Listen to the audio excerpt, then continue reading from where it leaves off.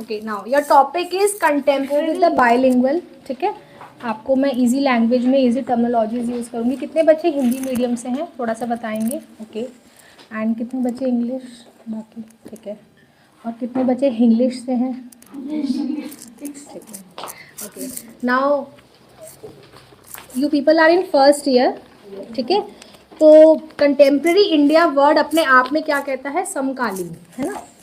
But आज के time पे अगर हम कंटेम्प्रेरी टॉपिक की बात करते हैं, वी विल टॉक अबाउट, जैसे अब NP 2020 आ चुका है ना, तो हम कहते हैं न्यू एजुकेशन पॉलिसीज़ क्या है ना। अभी हम इस टॉपिक्स पे आएंगे धीरे धीरे, बट मैं एक ओवरऑल रिफाइंड वे में बताऊँ आपको। एजुकेशन पॉलिसीज़ अपने आप में हमारे पास पुराने टाइम से हैं। अगर हम आज अपने कॉन्स्टिट्यूशन की बात करते हैं तो where we state we the people of India, जहाँ प्रियम्बल हमें स्टेट करता है ना। तो हम आज जिस शिक्षा के आधार पर हैं, वेयर हम यहाँ पर पर्टिकुलर उन्हीं आधारों को ही इलेबोरेट करके पढ़ रहे हैं। आज आपकी और मेरी शिक्षा की व्यवस्था कहीं ना कहीं कॉन्स्टिट्यूशन आधारित है, जो कि BR अम्बेडकर जी द्वारा हमें प्रकाशन जिस पे हमें दिया गया है। देखिए, आज मैं एक बात कहती हूँ कि हम कहीं ना कहीं एक ऐसे साम्राज्य से आए, हम एक ऐसी डायनेस्टी से, हम इंडियंस, कि जहाँ पर हमें स्पार्क, हमारे नॉलेज को, ज्ञान को स्पार्क देने की बहुत ज़रूरत है। वो कहीं ना कहीं मेरा मानना है हमारे कॉन्स्टिट्यूशन द्वारा, BR अम्बेडकर जी द्वारा कहीं ना कहीं बहुत अच्छे से निभा कर दिया गया है। उसकी वजह क्या है? कितने बच्चे मास्टर्स करके आए हुए हैं? किस किस में आपकी masters? Okay okay okay, pol science. ठीक है, तो अगर देखा जाए तो आज आपके और मेरे विचारों को, जो आज आप और मैं यहाँ बैठ के पढ़ पा रहे हैं इतना फ्रीली, वो कहीं ना कहीं अम्बेडकर जी द्वारा कॉन्स्टिट्यूशन द्वारा दिया गया है, जहाँ पर उन्होंने बात करी डेमोक्रेसी, है ना। तो हम देखिए, मैं एक सिंपल सी बात कहती हूँ, अगर आप किसी भी कोटेड लैंग्वेज में टर्म्स को लिखते हैं, जैसे आप आगे अभी पढ़ेंगे, according to Froebel, according to पियाजे, अकॉर्डिंग टू पेस्टोलॉजी, जितने भी फेमस थिंकर्स और फिलोसोफर्स हैं, जब हम उनकी बात करते हैं, they should be written as quoted exact in the terms of commerce. ठीक है, अगर आप उनमें आप कहें मैम इन्होंने इज लगा दूँ, मैं एजुकेशन प्लेज लगा दूँ, अगर उन्हें प्ले लिखा है, it should be like this. Reason is उस टाइम की विचारधारा, उस टाइम के एजुकेशन सिस्टम के अकॉर्डिंग दे वर अपग्रेडेड। वो तो अब हम आए हैं मार्केट में अपने ज्ञान के साथ कि मैम यहाँ पर ये कमी है, यहाँ पर ये वर्ड हो सकता था, यहाँ पर ये सिनोनिम हो सकता, क्योंकि यू पीपल आर थिंकर्स। मैं मानती हूँ आज मैं आपके साथ खड़ी हूँ, आप मेरे सामने खड़े हैं, यू पीपल आर थिंकर्स। हम यहाँ पर एजुकेशन की टीचिंग लर्निंग प्रोसेस में, एजुकेशन क्या कहती है, कोई शॉर्ट में बताएगा? Knowledge come from where? Okay, ideas. और देखिए, जब हम एजुकेशन की बात करते हैं, कमिंग हेयर, एजुकेशन वर्ड क्या कहता है? देखो, कॉन्सेप्चुअल मैपिंग के साथ जितना काम करोगे उतना ज़्यादा इजी रहेगा। ठीक है, हम जब एग्ज़ाम में जाते हैं, हमारे पास पर्टिकुलर टॉपिक्स हैं, हमारे को पूरी बुकिश नॉलेज के साथ मार्केट में उतरना है ना। वहाँ पर अगर जितने पॉइंटर, जितने कॉग्निटिव मैपिंग के साथ आप काम करेंगे, उतना ज़्यादा आपके लिए इजी और प्रिसाइज रहेगा। यू पीपल आर डिफर, आप लोग के अंदर इंडिविजुअल डिफरेंसेस हैं। कई बार होता है ना मैम, हम दोनों साथ में बैठ के पढ़े थे, उसके 70s आ गए, उसके 90s में आ गए, बिकॉज ही और शी हैड लर्न, उन दोनों में से उन्होंने अपने आप के माइंड में कॉग्निटिव मैपिंग बना रखी थी, यानी कि उस टॉपिक के ऊपर अपने विचार और अपने मैप के द्वारा, मैपिंग हेयर स्टैंड्स फॉर, जिसको हमने डायग्राम का रूप दे रखा है। छोटी भाषा में हम इसे डायग्राम्स बोलते हैं।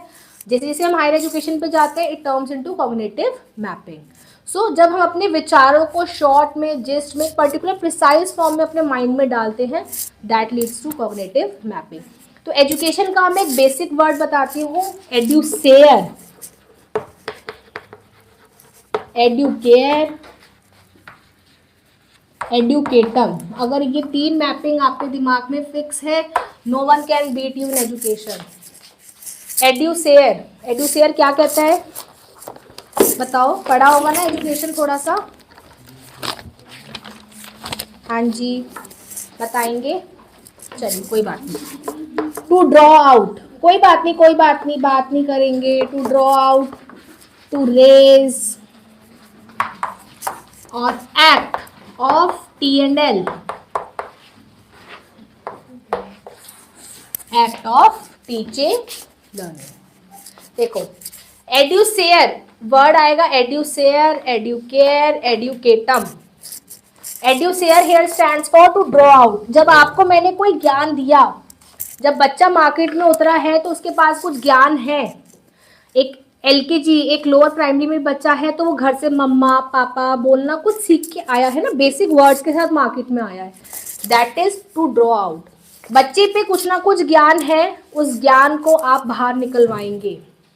देखिए आप अब इस फील्ड में आ चुके हैं वेयर आपको अपने एजुकेशन पे प्रकाश डलवाना है। आप सब एक्सपीरियंस है 10-15 साल अपने एजुकेशन पे दे के आए हैं। हम लोगों ने अपने एजुकेशन के साथ मास्टर्स करने के बाद, MA करने के बाद PhD, देन हमने भी अपने एक्सपीरियंस कुछ लिया है ना, हमने कुछ सीखा है। तो वही ज्ञान, इट्स अ टीचिंग लर्निंग। ये नहीं कहती हूँ we as a educator, I always believe that I am a learner, क्योंकि कुछ ज्ञान आप मुझे देंगे, कुछ ज्ञान का प्रकाशन आप मुझसे लेंगे। It's a common process, it's not a one way process, it's a two way process. Class में कभी भी ऐसा होता है बच्चा पूछता है, नेवर से नो। कई बार ऐसा होता है हम किसी टॉपिक पे अटक जाते हैं, you should be in a position where to say yes we will continue in next class, because हम कहीं ना कहीं इंडक्टिव और डिडक्टिव अप्रोच समझते हैं। Inductive is particular specific, deductive is general. मैं बताऊंगी धीरे धीरे टर्म्स को, ठीक है, घबराना मत। आगमन निधि और निगमन निधि, ठीक है। तो जब हम एक्ट ऑफ टीचिंग लर्निंग की बात करते हैं तो आज आप और मैं एजुकेटम की स्टेज पे बैठे हैं। एजुकेटम क्यों बैठे हैं? क्योंकि यहाँ पर आपको शिक्षक पढ़ा रहा है कुछ इंस्ट्रक्शनल ऑब्जेक्टिव और आप कुछ ना कुछ लर्न कर रहे हैं। कुछ टाइम बाद आपको ये मौका मिलेगा जहाँ पर आप अपना मुझे प्रकाशन ज्ञान पे देंगे, तो मैं उन विचारों को भी अपने अंदर अपनाने की कोशिश करूंगी। सो ये तो तीनों वर्ड दिमाग में रहेगी, short and precise. Education word जैसे निशा मैम पूछती हैं, it means educere, educare, educatum, to draw, to raise, to act of teaching. याद रहेगा, शॉर्ट एंड प्रिसाइज, ठीक है। कॉग्निटिव मैपिंग दिमाग में बैठ गई। कोई डाउट है किसी बच्चे को? Okay, now coming back to your contemporary India. अगर हम कंटेम्प्रेरी इंडिया की बात करते हैं, कंटेम्प्रेरी इंडिया कहती है कि भाई जितने भी हमारी इंडियन कल्चर में जितनी भी हम पॉलिसीज पढ़ रहे हैं, आज हम कहीं ना कहीं मार्केट में है, हमें अपना ज्ञान है, जितने भी बुक्स आई हैं उन सबको मैं क्यों पढ़ रही हूँ? जब आप लोग इस बुक को पढ़ेंगे यू ऑलवेज फील लेथार्जिक। क्यों? क्योंकि मैम बहुत लंबा है, हमें हर टॉपिक को डिटेल में जाना है। जिन बच्चों ने पॉलिटिकल साइंस कर रखी है ऑब्वियसली उनकी कमांड है सब्जेक्ट पे, लेकिन जो बच्चे नए हैं, है ना, तो ऐसा नहीं है कि हम लोग जो है डिडक्टिव अप्रोच पे है। एक सिंपल से एग्जांपल याद रखो इंडक्टिव और डिडक्टिव का। Inductive stands for specific, deductive stand for general. आज आप और मैं जितने भी सब्जेक्ट शेयरिंग करें दैट इज डिडक्टिव, हम सब कुछ ही पढ़ रहे हैं फ्रॉम जनरल। एक मैं एग्जांपल बताती हूँ, IP, अगर याद रखने के लिए, पार्ले जी खाते हैं हम बिस्किट्स, सभी ने खाए हैं कभी ना कभी, ठीक है। IP इंडक्टिव, जो बिस्किट मेरे पास रिफाइंड प्रोडक्ट हाथ में है दैट इज इंडक्टिव अप्रोच। अब वो बिस्किट कैसे बना, आटा लगा, गेहूं लगा, पार्ले जी फैक्ट्री में क्या क्या हुआ, उसने क्या क्या मंगाया सामान, दैट इज डिडक्टिव। याद रहेगा। इंडक्टिव को शॉर्ट में हमेशा याद रखो, it's a specific approach. Deductive is a general approach, IS और IP। In short IPS। Ma'am मुझे तो IPS भी बनना है, हमेशा याद रहेगा। तो go for cognitive mapping diagram. Short precise में जितना रखोगे आगे हायर लेवल पे जाओगे, इन अप्रोचेस को, इन कॉन्सेप्ट को अपने साथ इंटर रिलेट कर पाओगे। Is that clear? Any doubt?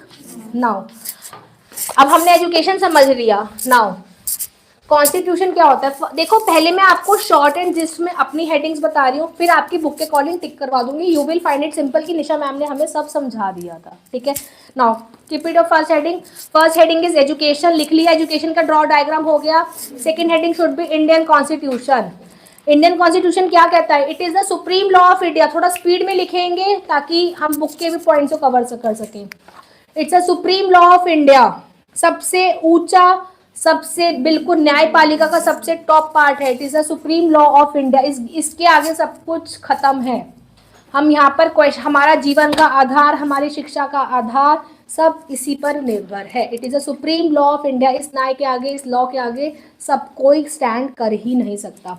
देखो हमारा कॉन्स्टिट्यूशन का इतिहास अगर मैं शॉर्ट में बताऊँ, बहुत ज़्यादा हैवी और पावरफुल रहा है। जहाँ पर मेरा मानना है जब ब्रिटिश साम्राज्य कहीं ना कहीं कंट्रोल था, डोमिनेंसी थी, पावर थी, तब जब हमारे B.R. अम्बेडकर जो खुद एक दलित साम्राज्य से थे, उन्होंने जब इस छुआछूत की विधि को देखा, अपने जीवन में देखा, उनके फादर खुद एक राजपूताना बेल्ट्स में थे, जहाँ पर उन्होंने देखा कि वो खुद एक मिलिट्री में है, लेकिन कहीं ना कहीं मेरे फादर का भी एक्सप्लॉयटेशन हो रहा है। फादर का तो छोड़िए, जो मेरे आसपास जहाँ मैं रह रहा हूँ, जहाँ हम सोसाइटी की बात करते हैं, जहाँ हम एजुकेटिव प्रोसेस की बात करते हैं, एक्ट ऑफ टीचिंग लर्निंग, जहाँ पर वहाँ ज्ञान था ही नहीं।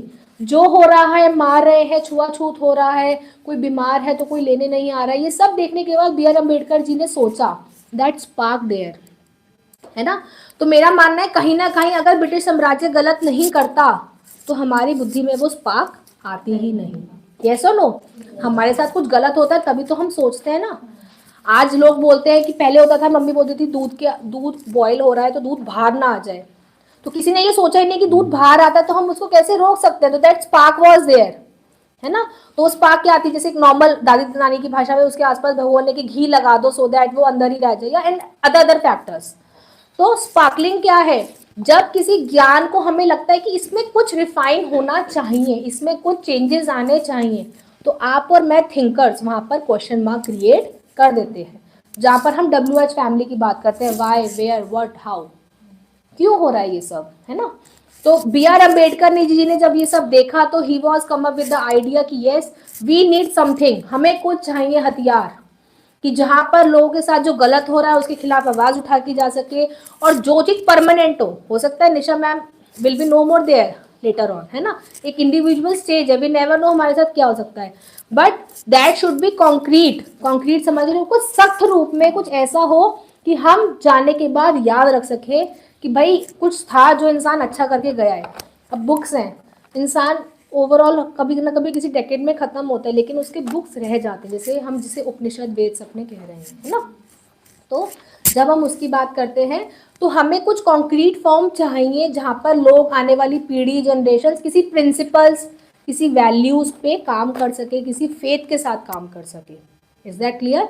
तो B.R. अम्बेडकर जी उसी चीज के साथ आए, where they made up with the word called constitution. ठीक है, उसी के अंदर इंडियन कॉन्स्टिट्यूशन लिख लिया है, सुप्रीम लॉ है, frame political procedure practices rights power and duties of government.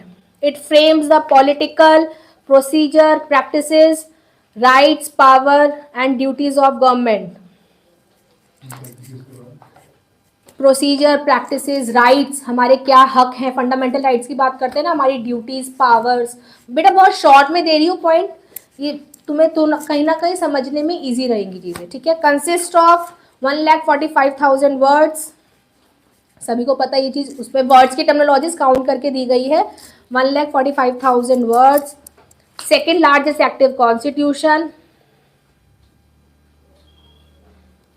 Come into effect from, effect में कब से आया, देखो 49, हम कहीं ना कहीं 49 से लग गए थे, लेकिन 50 में आके इसकी इम्प्लीमेंटेशन हो गई थी from 26 January 1950। It came into effect from 26 जनवरी 1950। ये शॉर्ट हो गया आपका कॉन्स्टिट्यूशन के बारे में। नेक्स्ट हेडिंग आती है प्रियम्बल। देखो टॉपिक्स मेरे आगे पीछे हो सकते हैं क्योंकि मेरी एक सीक्वेंस है, एक पैटर्न है। अगर आप जब पढ़ेंगे तो यू विल सी कि मैम ने ये सब कवर करा रखा है। ठीक है, नेक्स्ट कॉन्स्टिट्यूशन क्लियर है सबको? Any doubt? Next is preamble. It is a brief introductory statement. जैसे ही हम कॉन्स्टिट्यूशन खोलते हैं प्रियम्बल फर्स्ट वर्ड पे आता है, प्रियम्बल, PREAMBLE, प्रियम्बल।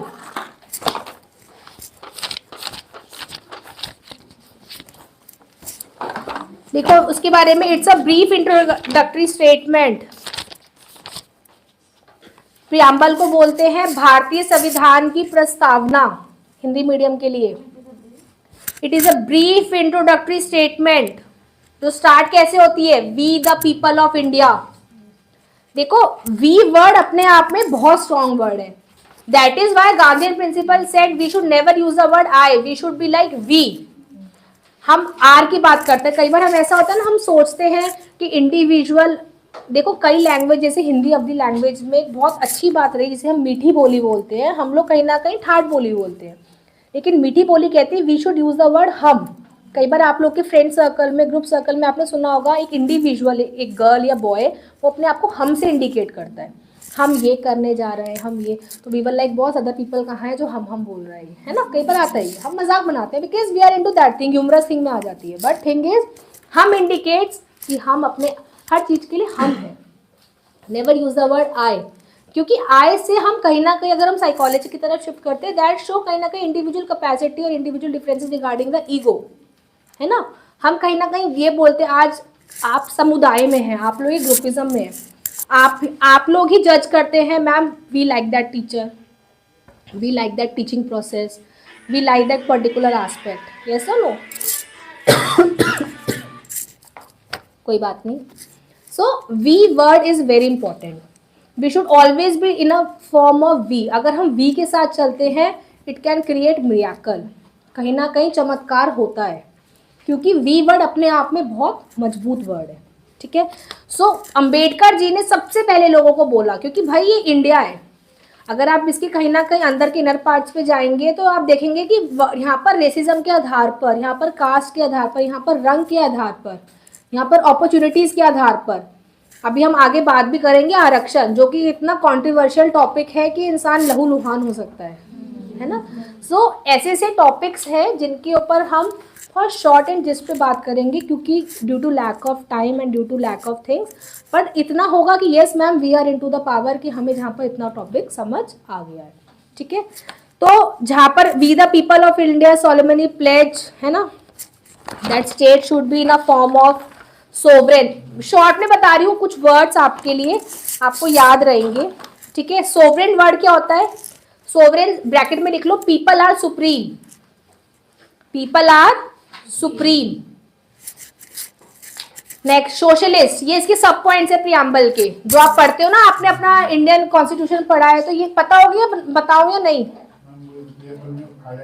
एनसीईआरटी में पढ़ा है ना सबने, बुक्स के फर्स्ट पेज पे लिख, मैं हमेशा बोलती हूँ हमारी शिक्षा का आधार कहीं ना कहीं कॉन्स्टिट्यूशन, हम उसी की वजह से अपने सब डिविजन्स को पढ़ने के लिए आज तैयार हो पाए हैं। तो अंबेडकर जी बहुत अच्छी चीज के साथ आए, बहुत अच्छे फैक्ट्स प्रिंसिपल्स के साथ आए, क्योंकि हमें लिखित और ठोस रूप में कुछ ना कुछ चाहिए था। अगर लिखित और ठोस रूप में नहीं होता तो इंडिविजुअल कुछ भी अपने रूल्स रेगुलेशंस, आज अगर लिखित रूप में कुछ होगा तभी तो तुम उस पर अमेंडमेंट्स कर सकते हो, जब तो तुम उस पर चेंजेस ला सकते हो। जैसे कि तुम्हारा RTE आया 2009, इसी वजह से तो आया ना, क्योंकि amendment, change is the need of society. Change पुराने टाइम पे भी था, आज में भी है, फ्यूचर में भी रहेगा। जैसे कि एजुकेशन के लिए लाइन बोली जाती है, एजुकेशन इज एम्पेरिकल, कभी मरती नहीं है एजुकेशन, इट्स गोज ऑन, है ना।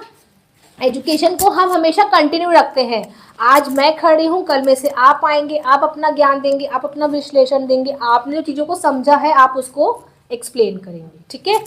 तो सोशलिस्ट क्या होता है? इट्स अ सोसाइटी बेस्ड, हमें वी की तरह चलना है। सोशलिस्ट के आगे लिख लो society, government regulates land and industry, देखो government regulates land and industry. Secular क्या होता है? जहां पर रिलीजन की हम बात करते हैं, सब धर्मों को प्रॉपर तरीके से फ्रीडम है अपने रिलीजन प्रैक्टिसेस को करने की।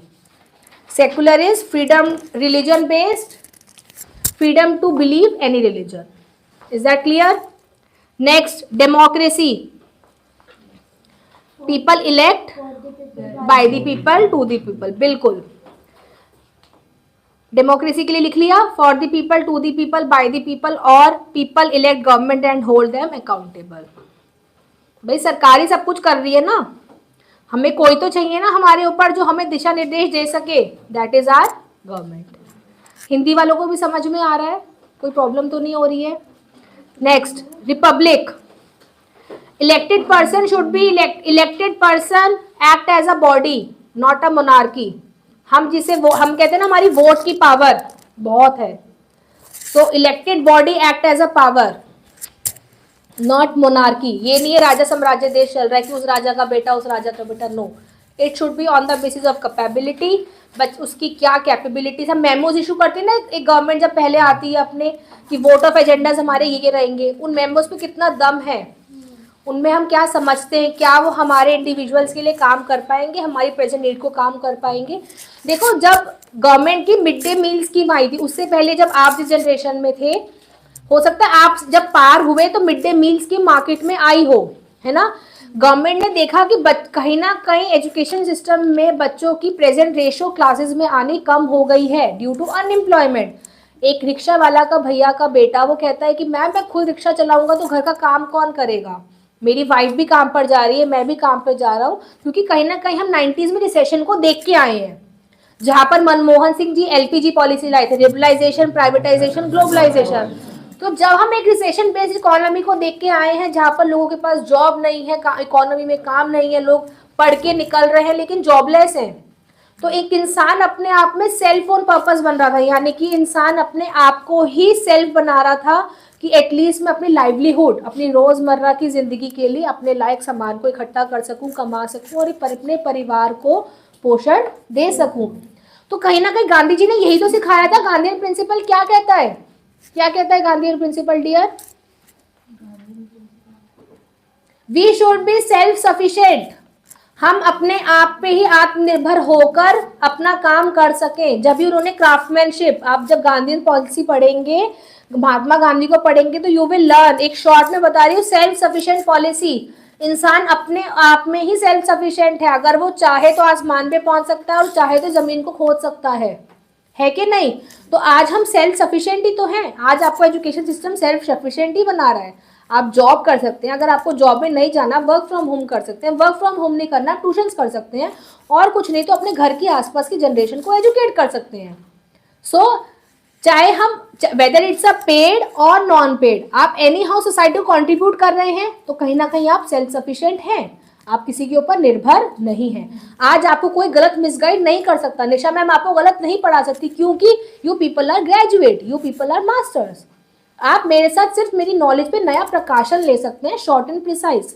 अगर मैं आज आपको वही बुकिश नॉलेज दूंगी, you will be in a position to say कि ma'am this is in our hands, ये हमें पता है, tell us something new, and new word is revolutionary. देखो मेरा हमेशा मानना है न्यू वर्ड कभी भी नहीं हटता है मार्केट से, new is always revolutionary. Revolutionary क्यों है? बिकॉज विद टाइम चेंजेस आते हैं, पुराने पे कुछ अमेंडमेंट्स होती हैं, नए चेंजेस आने के बाद हम कुछ इंप्लीमेंट करते हैं, उनके प्रोज एंड कॉन्स को जानने के बाद जब हम उस चीज को अपनाते हैं, उसके अंदर हम दोबारा न्यू कुछ लाते हैं, यही होता है। जब भी तो इतनी पॉलिसीज 86 से 1966 से स्टार्ट होते होते कोठारी कमीशन से आते आते आज हम न्यू इकोनॉमिक पॉलिसी को नया लाए, वो भी 2020s की। तो यू कैन सी कि हम किस शतक से स्टार्ट हुए थे, 60s में स्टार्ट हुए थे, now we are into 20s। तो एजुकेशन ऐसा नहीं, ज्ञान तो उस टाइम पे पर ही मिल रहा था, तो आज हम 60 से आते आते जब 2020 तक आ गए हैं, तो इसका मतलब इतने शतक में, इतने सालों में कुछ तो चेंजेस आए हैं ना, कुछ तो हमने नीड चीजेस मांगा है, वी वांट समथिंग न्यू। पहले SUPW होता था, पीरियड होता था, वहां पर बच्चे को, आई थिंक अभी मैं सेकेंड ईयर्स को I was attending, Devar Singh ma'am, हम SUPW में इतने खुश थे क्योंकि आपके जनरेशन ने SUPW में अपने अकॉर्डिंग स्किल चॉइस की है ना, डांस, क्राफ्ट। बट आज के टाइम पे क्योंकि बच्चा चाहता ही नहीं है अपने स्किल्स पे, they are into art and craft, क्योंकि बच्चा अपनी कैपेबिलिटी पे काम करना ही नहीं चाहता। बच्चा ये चाहता है पर्टिकुलर स्कूल टाइम पे गया, सब्जेक्ट्स पढ़े, डिडक्टिव अप्रोच अपनाई, जनरल सारे सब्जेक्ट्स पढ़े और घर पे आ गया, ट्यूशन वाली मैम ट्यूशन कराएगी, मम्मी रात को खाना देगी एंड सो जाएगा। तो हम बच्चे को वो एक्सपोजर देना ही नहीं चाह रहे जो कि नीड है बच्चे की न्यू। जब हम ऑक्सफोर्ड करिकुलम, कैम्ब्रिज करिकुलम की बात करते हैं तो हम ये भी तो बात करें कि बच्चे को एक्सपोजर चाहिए। जब आप आइडियलिज्म, नेचुरलिज्म पढ़ेंगे तो रविंद्रनाथ जी, टैगोर, ये सब क्या कहते थे कि बच्चे को एक्सपोजर दो, जितना नेचर में छोड़ोगे तभी तो बच्चा सीखेगा। देखो एक सिंपल सी बात है, हम आज बात करते हैं, हम पेरेंट्स क्या कहते हैं छोटे बच्चों को, गिर गिर के खड़ा होगा, तुम उसके लिए हमेशा हेल्पिंग हैंड या सपोर्ट हैंड नहीं बन सकते हो। क्यों? क्योंकि करत करत अभ्यास के, जब बच्चा लगातार अभ्यास करेगा, गिरेगा उठेगा, गिरेगा उठेगा, तो उसको अपने आप में सेल्फ सफिशिएंट बनेगा। वहीं से रविन्द्रनाथ टैगोर जी गांधीयन के साथ मिक्स हो गए, सेल्फ सफिशिएंट बन गया ना बच्चा, उसको पता चल गया कि हाँ मैं ऐसे करूंगा तो ये होगा। जब वो नेचर से सीख के आया तो गांधीयन फिलॉसफी पे आ गया, क्योंकि यहाँ पर बच्चा सेल्फ इंडिपेंडेंट हो गया। तो हमें पॉलिसीज के मेन जिस्ट को जानना है। कि वो किस बारे में बात कर रहे थे। तुम लोग नेचर, कैरेक्टरिस्टिक्स, इंपॉर्टेंस सब कुछ पढ़ोगे, but you should be in a position to know कि मैम मेल गांधीयन ये कहता था, उसके बाद उसकी विचारधाराएं तुम आगे अपनाओगे। गांधीयन ये कहते थे मैम, ठीक है। औरबिंदो जी का मार्गदर्शन ये था, विवेकानंद जी का मार्गदर्शन ये था, फ्रॉबल का मार्गदर्शन ये था, जॉन डीवी का मार्गदर्शन ये था। क्योंकि आपस में इतने व्यूअर्स, इतने थिंकर्स हैं, फिर उनकी फिलोसफीज हैं, यू विल बी ना कंफ्यूज। तो शॉर्ट में कॉग्निटिव मैपिंग करके मेन जिस निकाल लोगे, you will never be confuse. Higher studies में भी हेल्पफुल होगा हमेशा, ठीक है। नाउ नेक्स्ट आता है डेमोक्रेसी, लिख लिया था। Republic, elected person head and not monarchy, लिख लिया। नेक्स्ट लिबर्टी, लिबर्टी क्या है? No pressure on thoughts, thinking, हम अपनी विचारधाराओं से फ्री हैं। आज मैं आपके सामने अपने विचार तभी रख पा रही हूँ ना, आप तभी थिंकर्स के विचारों को पढ़ पा रहे हैं। No pressure on thoughts, thinking and action. Equality, all are equal in the eyes of law, all are equal in the eyes of law. And fraternity क्या कहती है? ब्रदरहुड, एकता के साथ ही हमें सबको परिवार की तरह लेके चलना है। ये शॉर्ट एंड प्रिसाइज मैंने आपको लिखवा दिया है। नाउ प्रियम्बल लिख लिया। Now next heading is DPSP, directive principles of state policies. These are the ideals, ideals का है हमारे विचारधाराएं हैं जिन्हें हमें दिमाग में रखना है। These are the ideals, IDEALS, ideals, directive principle of state policy, या ब्रैकेट में DPSP, ठीक है। These are the ideals which are meant to be kept in mind. Ideals क्या है? These are the ideals to be kept in mind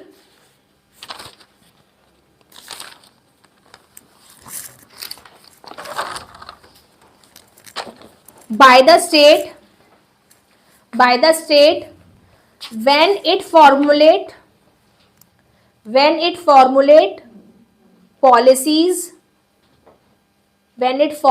policies and enact laws, जब उन laws को हम अपनाते हैं, and enact laws. It is listed in part 4 of the Indian Constitution, listed in part 4 of the Constitution.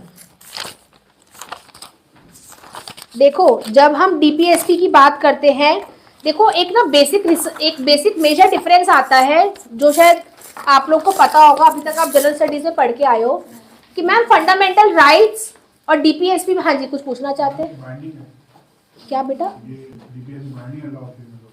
नहीं, binding नहीं है। देखो वही मैं बता रही हूँ, पहले मैं फंडामेंटल राइट की बात करती हूँ। देखो फंडामेंटल राइट्स, पहले फंडामेंटल राइट के बारे में लिखो, फिर दोनों का डिफरेंस बताती हूँ मैं आपको, उससे आपको क्लियर हो जाएगा। Now, what are fundamental rights? Fundamental rights are written in the part 3 of the Constitution. Fundamental rights are written in the part 3 of the Constitution.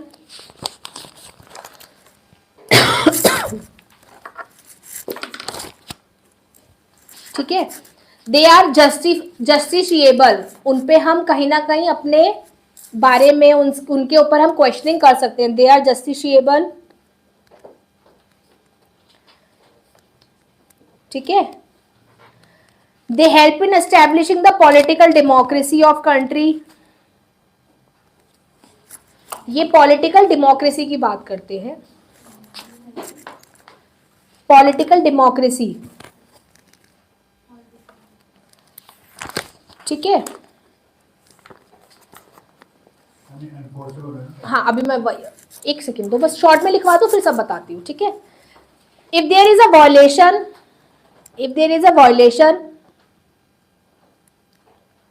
court can declare it as valid or invalid. If there is a violation, court can say as it valid or invalid. They can be suspended during national emergency. Can be suspended during national emergency. Except Article 20 and 21.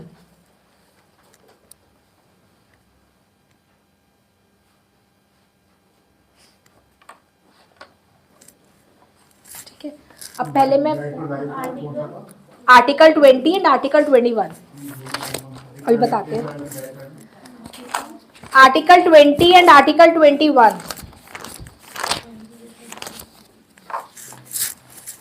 अगर हम article 20 की बात करते हैं तो it should B protection in respect of convection for offences and 21 is personal liberty. जब भी देश में इमरजेंसी लगती है तो ऐसा नहीं है ना कि हमारी पर्सनल लिबर्टी खत्म हो जाती है, हम अपना घर में रह रहे हैं, खा रहे हैं, पी रहे हैं, सो रहे हैं, तो आप इंसान की इंडिविजुअल लाइवलीहुड को खराब नहीं कर सकते। ठीक है ना। देखिए अगर मैं डीपीएसपी की बात करती हूँ, एक सिंपल सी फॉर्म में एक शॉर्ट में लिखो फटाफट, fundamental right DPSP difference short पता होना चाहिए कि क्या है ये। आर्टिकल 20 ऑफेंसेस के लिए आप कहीं ना कहीं वायलेशन ऑफ ऑफेंसेस को नहीं कर सकते हैं। अभी बताती हूँ बेटा। 21 पर्सनल लिबर्टी, देखो फंडामेंटल राइट में लिखो इधर फर्स्ट पॉइंट में पार्ट 3 ऑफ द कॉन्स्टिट्यूशन में लिखा हुआ है, वो पार्ट 4 में लिखा हुआ है। कॉग्निटिव मैपिंग बनाओ फटाफट, पार्ट 3 उधर पार्ट 4। इसी डिफरेंस से सब समझ में आ जाएगा। सेकंड पॉइंट बनाओ, basic rights given, basic rights given. DPSP में लिखो गाइडलाइंस गिवन, जहां बच्चा हमेशा कंफ्यूज रहता है ना। नेक्स्ट पॉइंट, इससे हमें पॉलिटिकल डेमोक्रेसी मिलती है फंडामेंटल राइट से, पॉलिटिकल। उससे हमें सोशल एंड इकोनॉमिक डेमोक्रेसी मिलती है। पॉलिटिकल डेमोक्रेसी हमें फंडामेंटल राइट से मिलती है, उससे हमें सोशल एंड इकोनॉमिक।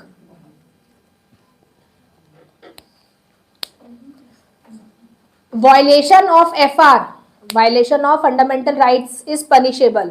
अगर आप गलत करते हैं तो आप कहीं ना कहीं पनिशेबल, आपके ऊपर कहीं ना कहीं न्यायपालिका विचार विमर्श करके आप पे क्वेश्चनिंग कर सकती है। और there violation is non punishable, non punishable. DPSC से आपको कभी भी पनिशमेंट नहीं मिलेगी।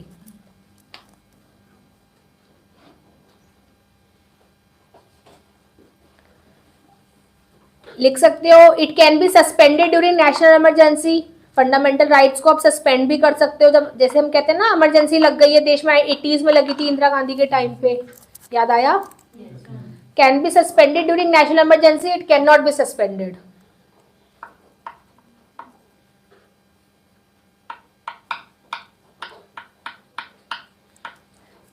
फंडामेंटल राइट्स में लिखो it is a kind of restriction, एक तरीके की पाबंदी है कहीं ना कहीं। And DPSP it act as a guidelines to achieve some objectives, act as a guideline to achieve some objective. Now देखो, अगर हम फंडामेंटल राइट्स और डीपीएसपी की बात करते हैं, कई बार डिबेटवादी विचारधारा कई बार इस टॉपिक के साथ आते हैं कि मैम फंडामेंटल राइट इंपॉर्टेंस है DPSP. For me, according to us, according to our view, both are important. मेरे डिफरेंस ही तुमने शॉर्ट में देखा होगा, ऐसा डिफरेंस तुम्हें प्रिसाइज फॉर्म में कहीं नहीं मिलेगा। भाई फंडामेंटल राइट कहता है तुम हक की बात कर रहे हो, आज मैं तुमसे हक की बात कर रही हूँ तो कहीं ना कहीं अपने आप को बाउंड भी तो करूंगी। हम एक टीचर से सिर्फ ज्ञान ले सकते हैं, अगर हम टीचर की हमेशा कैपेबिलिटी पे क्वेश्चन करेंगे, दैट इज रॉन्ग। तो फंडामेंटल राइट से कि you should be in a position of rights, आपके पास हक पूरा है लेकिन आप कहीं ना कहीं सीमा में रहिए। कहते हैं ना हर चीज की एक सीमा होती है। आप किसी को भी कुछ भी बोल रहे हैं, कर रहे हैं, that is okay, you can debate, you can ask, but that should be in a limited part. तो फंडामेंटल राइट्स आपको राइट्स होने के साथ साथ कहीं ना कहीं एक स्टॉपेज और एक क्वेश्चन मार्क लगाता है कि दैट शुड बी राइट और रॉन्ग, सही भी है गलत भी है। आप अपनी थिंकिंग के साथ सामने वाले को क्वेश्चन कर सकते हैं। डीपीएसपी सिंपली कहता है बॉस मैं गाइडलाइन हूं, मैं आपको फ्रेमिंग में हेल्प करूंगा, मैं आपको तरीका बताऊंगा कि आप ऐसे करो, स्टेट को ऐसे रखो, इतने एमपीज हो, इतने पार्लियामेंट हो, ये सुप्रीम कोर्ट बनेगी, सो दैट थिंग। एक स्ट्रक्चर है मैम, क्लास में 1:40 स्टूडेंट्स होने चाहिए। अब वो तुम्हारे ऊपर है फंडामेंटल राइट, तुम 1 पे 40 बच्चों पे 1 टीचर देना चाहते हो या 1 के 20 पे देना चाहते हो। तो एक सिंपल से एग्जांपल में डीपीएसपी हो गया 1:40, गाइडलाइन दे दी भाई 40 बच्चों को एक टीचर चाहिए। अब वो मेरे ऊपर है फंडामेंटल राइट इंस्टीट्यूशन का कि वो 1 पे 20 देना चाहता है या 1 पे 1 टीचर देना चाहता है। डिफरेंस याद रहेगा, ठीक है। तो DPSP act as a overall guideline, बड़ा चक्र है। Fundamental right as a particular point, अगर मैंने यहाँ पर कुछ करा है तो मेरी यहाँ पर क्वेश्चनिंग है, आंसरिंग है, यहाँ पर जवाबदेही है, वहां पर इसमें जवाबदेही नहीं है। सो कॉन्स्टिट्यूशन में दोनों की अपनी इंपॉर्टेंस है। ओवरऑल के बिना आप नहीं चल सकते। अगर आपके पास गाइडलाइंस नहीं होंगे, अगर मैं आपको ये बताऊंगी नहीं कि 40 बच्चों को एक अध्यापक चाहिए, तो हाउ कम यू नो कि मैम हमें एक टीचर चाहिए। तो किसी प्रक्रिया को जानने के लिए उसका बेसिक स्ट्रक्चर होना जरूरी है। एक एजुकेशन सिस्टम में मुझे मैथ्स भी पढ़ाना है, साइंस भी पढ़ाना है, एसएसटी भी पढ़ाना है, everything should be there, that is it should be like DPSP. फिर हम पर्टिकुलर सब्जेक्ट्स की बात करते हैं जहां पर मुझे समझ में नहीं आ रहा, सपोज मुझे सोशल साइंस समझ में नहीं आ रही, that is my fundamental right to say कि मैम मुझे वो सब्जेक्ट समझ में नहीं आ रहा है। तो both fundamental and DPSP go together. You can not से कि डीपीएसपी इंपॉर्टेंट नहीं है। अब यहाँ पर बात आती है आर्टिकल 20 एंड 21 की, जहां पर हमारे नेशनल इमरजेंसी में हम अपनी पर्सनल लिबर्टी को नहीं छोड़ सकते। जब आपको पता होगा इमरजेंसी होती है ना, तो फूड्स वगैरह सप्लाई सब सरकार के अकॉर्डिंग चलता है, ठीक है। तो यहाँ पर इमरजेंसी जब लग जाती है, you can not move, you can not travel, कहीं ना कहीं होल इकोनॉमी, इंपोर्ट एक्सपोर्ट सब कुछ रुक जाता है, सब कुछ लाइफ में फुल स्टॉप लग जाता है। जब स्टॉप लग जाता है तो आप सांस लेना बंद नहीं कर सकते ना, आप ये नहीं कर सकते ओहो इमरजेंसी लगी सांस नहीं लोगे, नहीं। आपकी डेली की दिनचर्या, उठना, खाना, बैठना, जो बेसिक नीड है, जिसे हम बोलते हैं रोटी कपड़ा मकान, you can not make a questioning on that, वो इंसान को चाहिए, ठीक है। आप चाहे घर में हैं, आप किसी भी रूप में हैं, आप जिस जगह पर हैं वहीं रहिए, लेकिन आपको ये सब बेसिक एम्यूनिटीज प्रोवाइड करना किसी ना किसी अथॉरिटी का हक बन जाता है। Is that clear? So fundamental rights कहीं ना कहीं क्वेश्चनेबल है, डीपीएसपी क्वेश्चनेबल नहीं है। वहां पर पनिशमेंट है। आप किसी रिलीजन के खिलाफ बोलते हैं, आज आप मुझे स्यू कर सकते हैं कोर्ट में। आज मैं बोल दूं इस्लामिज्म धर्म नहीं अच्छा नहीं है, कहीं ना कहीं माइनॉरिटी है, वो मेरे लिए गलत लैंग्वेज है। एक बच्चा बैठा है या मुस्लिम माइनॉरिटी का, ही और शी कैन से कि मैम ने तो गलत वर्ड्स बोले हैं, आपको मैम इस्लामिज्म पता ही नहीं है। हो सकता है कि मैम आपने अभी जाना ही नहीं है। आज मैं सिखिज्म के खिलाफ बोल दूं, आज मैं क्रिश्चियनिटी के खिलाफ बोल दूं, you are in a position to sue me in a court. You can ask me कि मैम मैं इस फंडामेंटल राइट के आधार धारा पे आपको इस मामले में घसीटता हूं। इसीलिए क्लास में as a teacher, as a experience, as a instructor, as a facilitator, as a knowledgeable person, you should use the word always we. तो यही तो हमारे अम्बेडकर जी ने कॉन्स्टिट्यूशन में पहले ही वर्ड डाला है कि वी की इस्तेमाल की भाषा करो। वी के साथ चलोगे तो कभी किसी इंसान के सेंटिमेंट्स, इमोशंस हर्ट ही नहीं होंगे।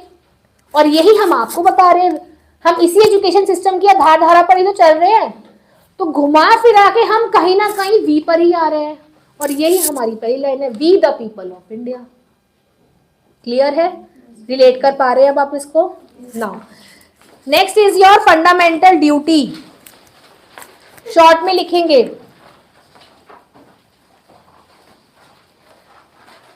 फंडामेंटल ड्यूटीज क्या है? First point, they are written in the part 4 of the constitution, part 4 of the constitution by 42 amendment, 42nd amendment हुआ था, 42वां अमेंडमेंट के साथ हमारी फंडामेंटल ड्यूटीज को इनकॉर्पोरेट किया गया था। हाँ जी बिल्कुल, अभी वो नेक्स्ट लाइन ही आ रही थी।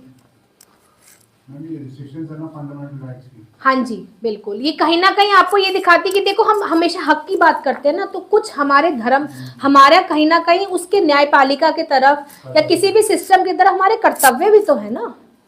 आज आप यहाँ बैठे हैं, आज आप मुझे सुन रहे हैं, ये आपका राइट है कि मैम आप यहाँ जो as a teacher, as a facilitator, as a supporter यहाँ खड़ा है, उसके पास ज्ञान हो। लेकिन ड्यूटी ये बनता है, जब वो फैसिलिटेटर इंस्ट्रक्टर कुछ अपना ज्ञान दे रहा है, तो आपकी ड्यूटी बनती है कि आप उसे एक बार बोलने का मौका दें, उसे सुने, अपनी विचारधारा को उसके सामने रखें, साथ में उसे भी समझे। तो ये आपकी ड्यूटी है। तो जब हम राइट्स की बात करते हैं तो राइट्स के साथ ड्यूटीज भाई आना बिल्कुल लाजमी बात है। हम खाली हक की बात नहीं कर सकते, हमारे कुछ कर्तव्य भी साथ में आते हैं, है ना। हम हमेशा कहीं ना कहीं एक एग्जाम्पल के रूप में समझाती हूँ बच्चों को, जब हम अपने राइट्स की बात करते हैं कि मम्मा मुझे ये चाहिए, मुझे ये चाहिए, तो हमारे कर्तव्यों की जब बात आती है तो हम कहाँ चले जाते हैं, है ना। जब हमने 20-30 तक हम अपने उनसे राइट्स लेते हैं, पॉकेट मनी चाहिए, हमें ये चाहिए, हमें वो चाहिए, मुझे ये पढ़ाई के लिए बुक्स चाहिए, सब कुछ फुलफिल करते हैं। हर फैमिली अपनी नीड के अकॉर्डिंग सब कुछ फुलफिल करती है, लेकिन जब कर्तव्यों की बात आती है तो ये ओल्ड एज होम्स भी खुले होते हैं, है ना। तो फिर वो कर्तव्य कहाँ जाते हैं। तो ये विचारधारा की ही बात है कि जब राइट्स आएंगे तो देखो ड्यूटीज का आना अपने आप में लाजमी है, ठीक है। तो part 4 of the constitution bye 42nd amendment में फंडामेंटल ड्यूटीज के लिए आया है। इसके लिए लोगों ने एक मिनी कॉन्स्टिट्यूशन के लिए भी इसको एक एब्रीवेट किया हुआ है कि yes we can say it as a mini constitution, क्योंकि कर्तव्य अपने आप में बहुत ज़्यादा भारी है। इंसान अपने कर्तव्यों के तले कभी दबा ही रहता है इंसान, लेकिन उन कर्तव्यों को निभाने की क्षमता से ऊपर उठ ही नहीं पाता है, वो इन्हें एक बोझ समझता है, तभी इसे कहा गया है। वरना एक बात बताइए, मैं कहती हूँ जब हम अपने हक की बात करते हैं तो कर्तव्य तो साथ साथ चलने चाहिए ना, तो हम उसको बोझ तले क्यों मानते हैं, हम उसका भार इतना क्यों लेते हैं। जब अपने हक की बात रखते हैं तो अपने कर्तव्यों से पीछे हम कैसे हट सकते हैं, है ना। सो इसके लिए अब एक बात कही गई है, first point, we should abide by the national flag, हमें रिस्पेक्ट करनी है नेशनल फ्लैग की। We should respect national flag, national ideal, national anthem, national flag, national anthem, any nationality related thing जो देश के प्रति कहीं ना कहीं वी की धर्म भाषा में आती है, any national related thing. Next thing, it is act as a constant reminder to democratic duties, act as a constant reminder। Constant reminder क्यों वर्ड यूज किया गया, हिंदी में लिखो कांस्टेंट रिमाइंडर इसलिए अगर कुछ गलत हो रहा है कुछ सही हो रहा है तो तुम अपने कर्तव्यों के साथ उस पर जवाबदेही तो मांगोगे ना। कांस्टेंट रिमाइंडर है, सरकार को पता है कि आज इस एरिया में सपोज रोड की रिक्वायरमेंट है तो वोट तो ले लिए 1 वोट पॉलिसी से, लेकिन कर्तव्य भी तो याद आ गया कि यार मैंने उनसे पैसा जो मुझे सेंट्रल ने दिया है, स्टेट ने दिया है, उसका कर्तव्य भी तो बनता है लोगों पे एक्सपेंडिचर करूं। तो एक फंडामेंटल ड्यूटी जब एक नेता को कांस्टेंट रिमाइंडर की तरह टिकल पॉइंट करता है, अलार्म क्लॉक की तरह, कि अगर मैं इस आज पदवी में बैठा हूं तो जो राइट्स मैंने जिस राइट के साथ उतरा हूं इस मार्केट में, मेरे कर्तव्यों के साथ ही उतरा हूं। तो उसको टिकल डाउन देगा बार बार, टिक टिक टिक टॉक, कि यस मेरा कर्तव्य था रोड्स की डेवलपमेंट करना, बेसिक नेसेसिटीज देना, पानी देना, जो भी XY सेक्टर जितने भी हमारे पास मेमोरेंडम के टॉपिक आए हुए हैं। Next, it act as a sense of discipline and commitment, कहीं ना कहीं डिसिप्लिन और कमिटमेंट देता है। कमिटमेंट कैसे दे रहा है बताए ना, कर्तव्यों के साथ हम दब नहीं सकते हैं, कर्तव्य तो साथ चलेंगे, जब हम हक की बात करते हैं तो कर्तव्य साथ ही हमारे चलेंगे। Next, it act as a body of humanity and spirit of inquiry and reform, humanity and spirit of inquiry and reform. समय के साथ हमें कुछ चेंजेस लाने हैं, समय के साथ रिफॉर्म लाना है, समय के साथ जब हमने अपने हकों को जान लिया तो उसके अंदर रिफॉर्मिटी लानी है, और अल्टीमेटली उद्देश्य क्या है, मानवता, ह्यूमैनिटी की जब हम बात करते हैं तो आज जितने भी हम एजुकेशनल फैक्टर्स की बात करें अल्टीमेटली हम क्या चाहते हैं, मानवता। भाई ब्लड शेडिंग ना हो, भाई एक लाइन है कि खून खून के कतरे से, अगर खून खून के कतरे की हमने वैल्यू को समझा होता तो इंसान की कलम उससे पहले ही आ गई होती। इस लाइन को मीनिंग समझना, अगर मैं एजुकेट पहले ही हो जाती, मुझे ज्ञान पे प्रकाशन दे दिया गया होता तो शायद इतना ब्लड शेड होता ही नहीं। आज मैं ज्ञानवादी हो गई हूँ, मेरे को ज्ञान आ गया है, मुझे बताया गया है कि मैंने ये गलतियां की, मेरी कलम में ताकत आ गई है, तभी तो मैं उस खून को रोक पा रही हूँ। तो मैं मानवता को ही तो जीतने की कोशिश कर रही हूँ। और मानवता क्या कहती है? अपने हिस्से की हकदारी रखो, अपने हिस्से के साथ चलो, अब किसी और का हक मत रखो, और जो आपकी विचारधारा है आप उसको अपनाओ। यही तो कॉन्स्टिट्यूशन आपको कह रहा है, जिसे हम एक बेसिक भाषा में मैस्लो थ्योरी आएगी। एक अगर मैस्लो हायरार्की नीड क्या है, एक पिरामिड है मैस्लो हायरार्की थ्योरी का, जिसमें वो सबसे नीचे लेवल पे बात करता है बेसिक नीड्स। तो बेसिक नीड्स तो इंसान की क्या है? रोटी, कपड़ा, घर, मकान, है कि नहीं?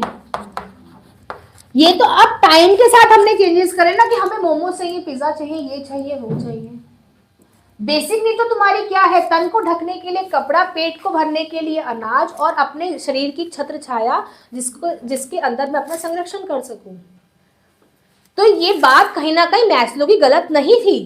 वो तो हम जैसे जैसे फिलोसोफर, बड़े बड़े थिंकर बनते जा रहे हैं कि हम ही ज्ञानवादी हैं, तो हम कहने लग गए कि आज तो मुझे एक ऐसी इनकम चाहिए, मैं चेयर पे बैठा रहूं, रील्स चलाता रहूं और मेरे पास इनकम आती रहे।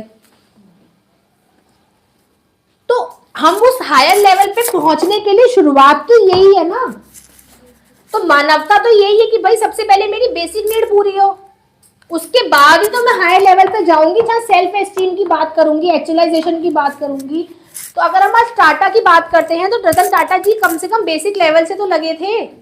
आज जाके उन्होंने इतनी बड़ी सेटअप को खड़ा किया है, और लोग तभी उनके आदर्शों को अपना रहे हैं, सोच रहे हैं कि मुझे भी, हम बोलते ना भाई टाटा जैसा तो अभी बन नहीं सकते। तुम बन सकते हो, तुम बिल्कुल बन सकते हो, लेकिन विचारधारा पहले लोअर लेवल से शुरू करो ना। बेसिक नीड को तो समझो इंसान की क्या है। आज फोन्स आ गए तो सामने वाले ने तुम्हारी नीड को समझा कि इंसान को कुछ ना कुछ टाइम पास के लिए चाहिए, बट वो इतनी नीड को समझ के बैठे कि लोगों ने उसकी नीड को ही ओवर नीड बना दिया। आज बिना रील चलाए किसी का टाइम पास होता ही नहीं है। आज कोई आर्टिकल्स फोन में पढ़ना ही नहीं चाहता, बिकॉज हमारे माइंड्स को कहीं ना कहीं एक रिचनेस की, एक कहीं ना फुलफिलनेस की, कहीं ना कहीं एंटरटेनमेंट की आदत हो गई है। इस क्लास के बाद you will be in like कि मैम थोड़ा ब्रेक चाहिए, बहुत आज तो बहुत कंटेम्प्रेरी पढ़ लिया। So this is what. तो विचारधाराओं को हम जितना कहीं ना कहीं संजोएंगे, जितना कंट्रोल करेंगे, उतना ज़्यादा वो कहीं ना कहीं आपको कर्तव्यों से हटाएगा। तो हमें इस इलैबोरेट कॉन्सेप्ट को कहीं ना कहीं अपनी डेली लाइफ में उतारना है। तो हक के साथ हमारे फर्जों के साथ हमारे कर्तव्य सबसे पहले आते हैं। टाइम हो गया क्या? 12:30 ही तो हुए, 5 मिनट और। ठीक है, फंडामेंटल ड्यूटीज तक हो गया है। चलिए आज इतना ही छोड़ते हैं फिर आप लोगों को।